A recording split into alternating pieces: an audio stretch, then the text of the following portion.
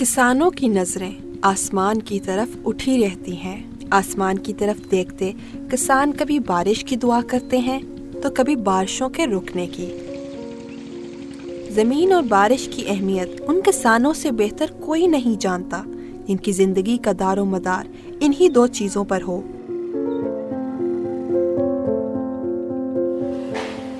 घर की खिड़की से बारिश का मंजर रोमांटिक हो सकता है, लेकिन कच्चे के किसानों के लिए बारिशें रहमत से ज्यादा ज़हमत होती हैं। कई साल से आ रहे सैलाब की वजह से शोरकोट के जाहिद की जिंदगी शदीद मुतासिर हुई है। सैलाब से हर साल न सिर्फ खड़ी फसलें तबाह होती हैं, बल्कि माल मवेशी में भी बीमारियां फूट पड़ती हैं। ये नुकसान तो अपनी जगह, लेकिन हर साल सैलाब की वजह से ज़ेरे ज़मीन पानी इतना खराब हो चुका है कि पीने के काबिल भी नहीं रहा। खबरों में सैलाब की एक कालमी खबर जाहिद के दुखों का मुदावा नहीं। आए रोज सैलाबों ने जाहिद को माशी तौर पर इतना कमज़ोर कर दिया है कि ख़ानदान के लिए खुराक को भी पूरा करना मुश्किल हो गया है।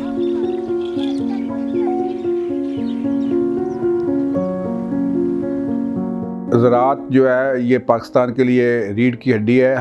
ये हमारा 67% से ज़्यादा लोग जो हैं वो ज़राअत के साथ बिलवास्ता या बिला वास्ता उनका ताल्लुक़ है। क्लाइमेट चेंज जिसको हम मौसमियाती तब्दीलियाँ कहते हैं, उसकी वजह से हमें नुकसान पहुँच रहा है। हमारे 5 जो अहम फसलें हैं उनमें वीट है, उसमें राइस है, उसमें शुगर केन है, कॉटन है और मकई है।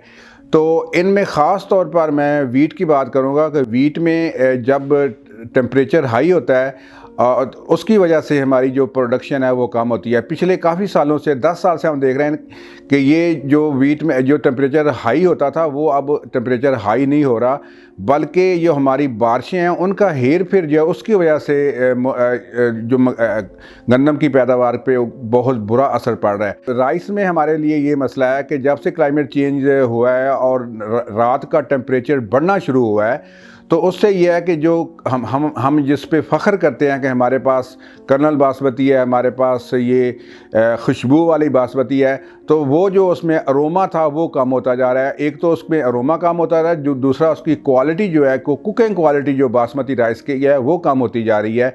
और इस वजह से और एक ये है कि ये मौसमियाती तब्दीलियाँ और क्लाइमेट चेंज की वजह से कुछ ऐसी वीड्स जड़ी बूटियाँ आ गई हैं जो कि हमने पहले कभी नहीं देखी थी। और फिर उसके बाद ख़ास तौर पर कुछ ऐसी बीमारियाँ आई हैं चावल के ऊपर कि जो क्लाइमेट चेंज की वजह से आई हैं। हमारा एक डिवीज़न है गवर्नमेंट ऑफ पाकिस्तान का, फ्लड फोरकास्टिंग डिवीज़न, वो कोशिश करते हैं हतल मकदूर के तकरीबन 2 दिन 4 दिन पहले बताया जाए बारिशों का एक लामुतनाही सिलसिला अगर आ रहा है तो उससे बारिश ज़्यादा जब होगी तो फ्लड आएगा। और फ्लड से आपकी बात बिल्कुल सही है कि जो रिवरन एरिया है हमारा सबसे ज़्यादा वो मुतासर होता है, उनको अर्ली वार्निंग दी जाती है अभी भी, और फिर वो वहाँ से नकल मकानी करके जाते भी हैं। लेकिन जब वो जाते हैं तो उनका सारा का सारा इंफ्रास्ट्रक्चर पीछे तबाह हो जाता है, उनकी जो एग्रीकल्चर है, जो फसलें लगी होती हैं वो तबाह हो जाती हैं। इसका हल यही है कि किसी तरीके से अर्ली वार्निंग सिस्टम को अच्छी तरह डेवलप किया जाए, और फिर यह है कि उनको फार्मर्स को जब अगर नुकसान हो तो उनको कंपनसेट किया जाए, जैसे इंश्योरेंस के ज़रिए।